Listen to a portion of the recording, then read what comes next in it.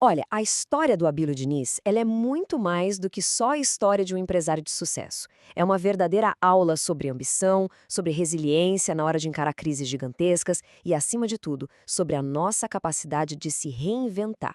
Vamos mergulhar na trajetória de um dos maiores empresários do Brasil para a gente entender a lição mais poderosa dele. O sucesso de verdade nos negócios começa, antes de qualquer coisa, dentro da gente. E essa frase, gente, ela resume basicamente tudo. É a filosofia central que guiou a vida dele. Para o Diniz, não existia aquela separação entre bem-estar pessoal e desempenho profissional. Pelo contrário, é como se uma coisa fosse o combustível da outra, sabe?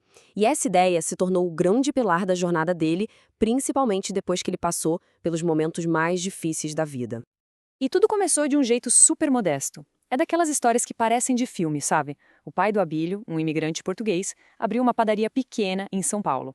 Mas onde muita gente via só um negócio de família, o jovem Abílio já conseguia enxergar ali a semente de algo muito, mas muito maior. E essa visão dele não era pequena, não. O que começou lá em 1948 como a doceria Pão de Açúcar evoluiu. Pouco mais de 10 anos depois, ele se inspirou em modelos que viu lá fora e fundou o primeiro supermercado da rede. A partir daí, o negócio simplesmente explode.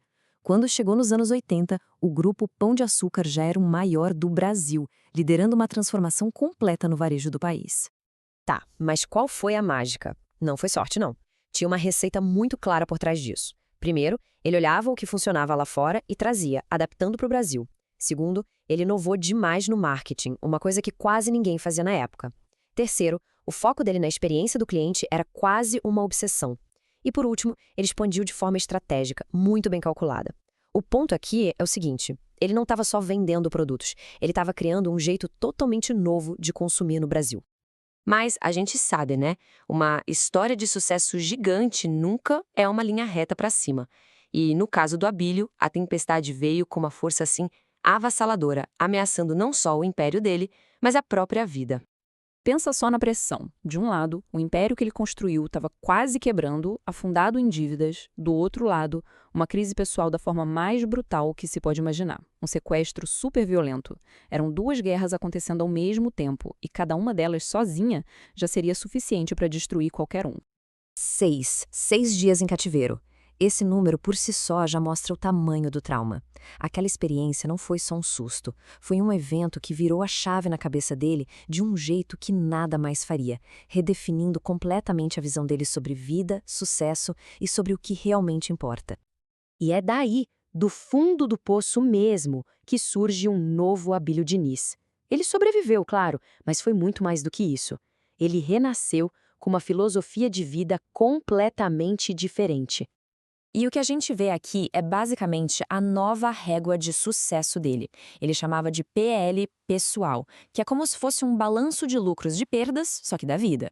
E nesse balanço, o principal ativo não era dinheiro, era saúde, equilíbrio e autoconhecimento. O bem-estar virou o maior investimento dele. E essa filosofia não ficou só no papel, não. Ela virou hábito. Esporte todo santo dia, corrida, musculação, yoga, uma dieta super regrada, coisa de atleta mesmo, uma busca sem fim por equilíbrio emocional e um compromisso gigante com o autoconhecimento. No fim das contas, ele não só superou a crise, ele a usou como uma mola para se impulsionar, para construir uma versão muito mais forte de si mesmo, de dentro para fora. E pode parecer meio contraditório, né? Disciplina, liberdade. Mas para ele era o contrário. Essa estrutura, essa rotina de se cuidar não era uma prisão. Era o que dava a ele a força e a clareza mental para ser livre de verdade, tanto nas decisões pessoais quanto nos negócios. Com essa mentalidade totalmente renovada, o Abílio foi lá e provou uma coisa: ele era muito maior do que a empresa que ele mesmo criou. Sua reinvenção pessoal abriu as portas para uma fase profissional completamente nova e, para muita gente, surpreendente. E aí ele faz um movimento que, sinceramente, pouca gente esperava. Em 2013, depois de mais de meio século no comando e de uma briga societária bem feia, ele deixou o Grupo Pão de Açúcar. A empresa que era basicamente o sobrenome dele.